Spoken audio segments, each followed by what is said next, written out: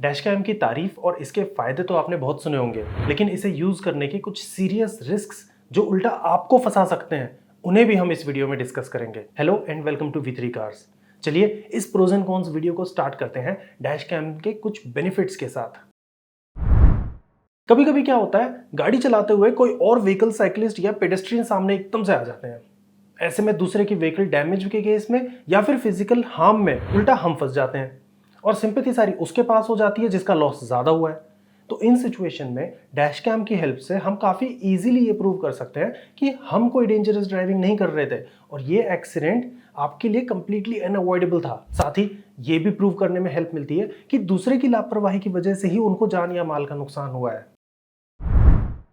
News या social media में आपने देखा होगा कि कैसे कुछ चालाक इंसान 5-10 की स्पीड से चल रही कार के सामने आके बोनट को थोड़ा सा टच करके लेट जाते हैं। फिर उनके साथी आपके ऊपर आके केस करने की धमकी देने लगते हैं। कोर्ट और पुलिस के चक्कर में फंसने से अच्छा हम सोचते हैं कि कुछ पैसे देके इसे यही निपटा दिया जाए, ये जानते हुए कि हमारे साथ फ्रॉड हो रहा है।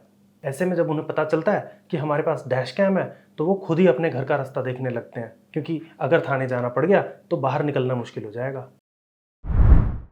कुछ डैश कैम्स कार को ऑफ करने के बाद स्टैंड बाय मोड में चले जाते हैं और गाड़ी को धक्का लगने पर ऑटोमेटिकली रिकॉर्डिंग शुरू कर देते हैं। ये हमारी गाड़ी को कोई जानबूझ के किए हुए डैमेज के केस में वीडियो या फोटो रिकॉर्ड कर लेते हैं। ऐसे में प्रूफ होने से हमें इंश्योरेंस क्लेम लेने में भी आसानी होती है और अगर हम वैंडलिज्म के लिए FIR करना चाहते हैं तो वो भी ऑप्शन ओपन होता है।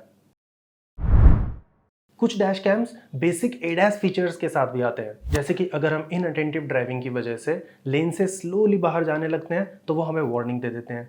अगर सामने वाली गाड़ी के हम ज़्यादा पास आ जाते हैं तो वहाँ भी कोलिजन की वार्निंग मिल जाती है। तो ऐसे फीचर्स हमारी ड्राइविंग को इम्प्रूव भी करते हैं। देखो, गलती किसी की भी हो, गाड़ी चलाते समय आपकी प्राइमरी रिस्पॉन्सिबिलिटी होनी चाहिए कि ना सिर्फ आपको और आपके पैसेंजर्स को इंजरी हो, बल्कि दूसरे किसी इंसान को भी चोट ना पहुंचे। कभी उल्टी डायरेक्शन में आती हुई गाड़ी के सामने मैं सही हूं ये सोच के चलाओगे तो इसी अकड़ के चलते कभी ना कभी एक्सीडेंट हो ही जाएगा। तो ऐसी सिचुएशंस में या कभी और जब आपको लगता है कि आज तो बाल बाल बचे, उन वीडियोस को बाद में रेफर करके खुद से या किसी एक्सपीरियंस ड्राइवर के साथ आप रिव्यू कर सकते हैं। ये देखने के लिए नहीं कि किसकी गलती थी, लेकिन ये समझने के लिए कि इन सिचुएशंस में एक्सीडेंट और इंजरी की प्रोबेबिलिटी को मिनिमाइज कैसे किया जा सकता है। इससे आप फिर कभी ऐसी प्रॉब्लम आती है तो उसके लिए बेटर प्रिपेयर्ड रहेंगे और आपका ड्राइविंग बिहेवियर भी सेफ होता चला जाएगा। कभी यार दोस्त मिलते हैं तो उनसे हम हमारे साथ हुआ कोई अजीब किस्सा शेयर करना जरूर पसंद करते हैं। भाई तू यकीन नहीं मानेगा आज क्या हुआ मेरे साथ। क्या हो गया? गाड़ी चलाते हुए रास्ते में एकदम से कुत्ता आ गया और कुत्ते के ऊपर एक ब्राइट व्हाइट लाइट फ्रिस्बी जैसी चीज में से गिरी। थोड़ी देर में कुत्ता उठ करके वो लाइट के साथ चला गया। बड़ी मुश्किल से उससे बच करके निकला हूं मैं। आगे निकला और फिर मिरर में देखा पीछे कुत्ता भी गायब, स्पेसशिप भी गायब। आप सही कह रहे थे। क्या? मैं नहीं मानूंगा क्या कह रहे हो। पिछली बार आप कह रहे थे कि आप कोई नाक से एक्सीडेंट होते होते बच गया। यार वो वाला तो सच में होने वाला था। जरूर। गाड़ी चलाते हुए हम सबको कभी ना कभी कुछ ऐसा देखने को जरूर मिलता है जो बिना वीडियो प्रूफ के कोई यकीन नहीं करेगा। यहाँ भी डैश कैम हमारा थोड़ा सा साथ दे देता है। लास्टली, अगर आप रोड ट्रिप भी करते हैं तो वादियां, बर्फीले पहाड़, रेगिस्तान, समंदर, झरने, इनके खूबसूरत नज़ारे और आपका ड्राइव एक्सपीरियंस वीडियो के माध्यम से अपने पास और दूर के या रिश्तेदारों को भी शेयर कर सकते हो। ये तो हुई फायदे की बातें। अब देखते हैं कि डैश कैम यूज करने के क्या नुकसान हो सकते हैं।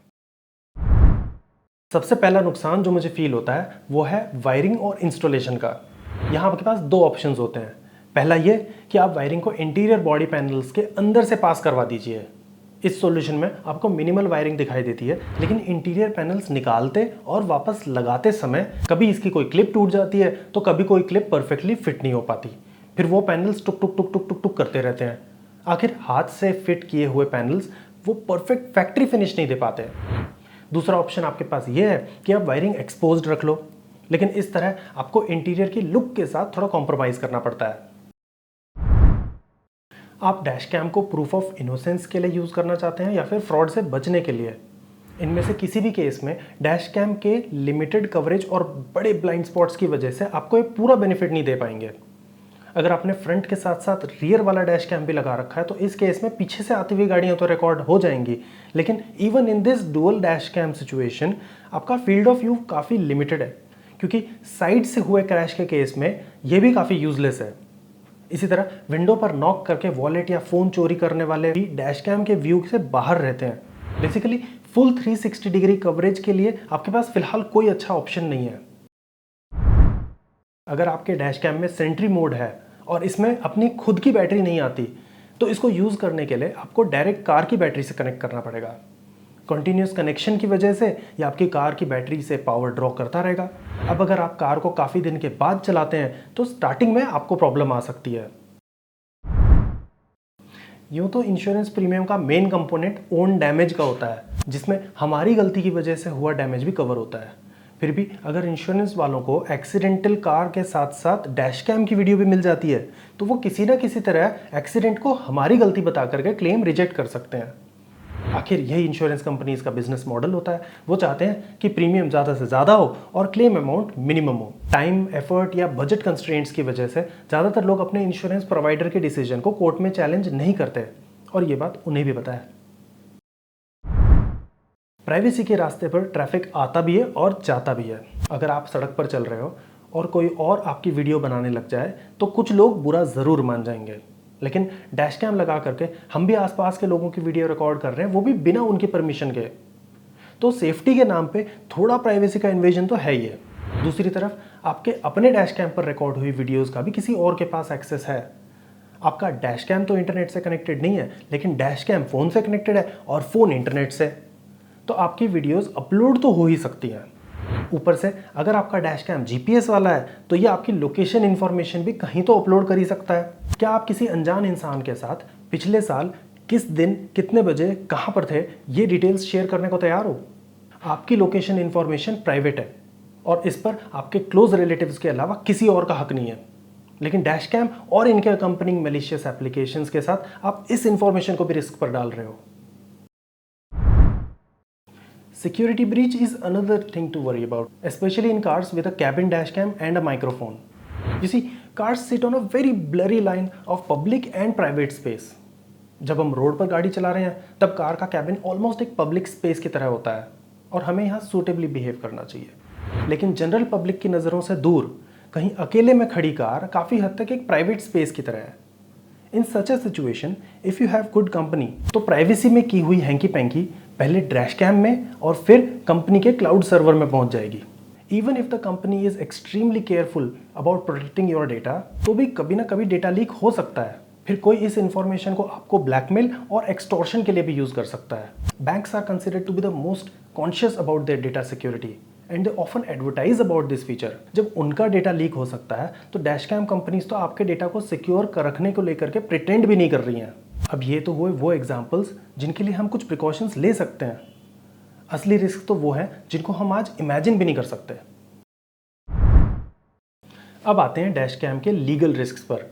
रिसेंटली यूएस के एक car ownership related application Jerry all car app के सर्वे में पता चला कि 96% of the people surveyed want to fully own the data generated by their car. Survey किए गए 1300 लोगों में से 80% पार्टिसिपेंट्स ने कहा कि वो अनकंफर्टेबल या एक्सट्रीमली अनकंफर्टेबल होंगे अगर कंपनीज ने उनका कुछ भी डेटा लॉ इन्फोर्समेंट जैसे कि पुलिस, सीआईए, एफबीआई, एनएसए जैसे ऑर्गेनाइजेशंस के साथ शेयर किया बिना उनसे पूछे या बिना उनको बताए।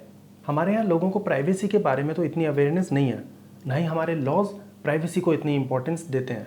लेकिन कोई एक्सपीरियंस्ड लॉयर आप ही के डैश कैम की वीडियो को इस तरह भी प्रेजेंट कर सकता है कि वो आप ही के अगेंस्ट एविडेंस बन जाए। साथ ही डेंजरस या रेकलेस ड्राइविंग की कोई स्ट्रिक्ट डेफिनेशन नहीं है। जो ड्राइविंग आपके एक्सपीरियंस, स्किल और व्हीकल की कैपेबिलिटीज़ के अकॉर्डिंग फेयरली सेफ है, वो हो सकता है कि जज साहब के हिसाब से डेंजरस हो। जैसे ही आपके जनरल ड्राइविंग बिहेवियर के ऊपर सवाल उठने लगेंगे, आपका केस वीक होता चला जाएगा, क्योंकि कैरेक्टर और इंटेंशन पर भी अटेंशन अट्रैक्ट करके केस को जीता जा सकता है।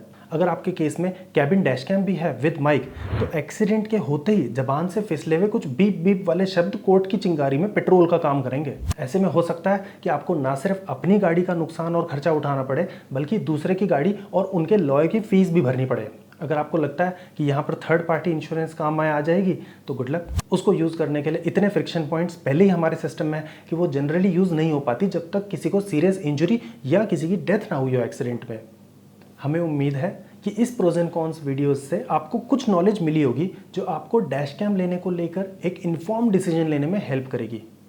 मुझे यकीन है कि इसमें से कुछ एग्जाम्पल्स आपको फार फेच्ड लगेंगे। डैश कैम के कुछ रिस्क तो अभी हम इमेजिन भी नहीं कर सकते, क्योंकि ये फेयरली न्यू टेक्नोलॉजी है और जो रिसेंट ईयर्स में ही कॉमनली यूज़ में आने लगी है।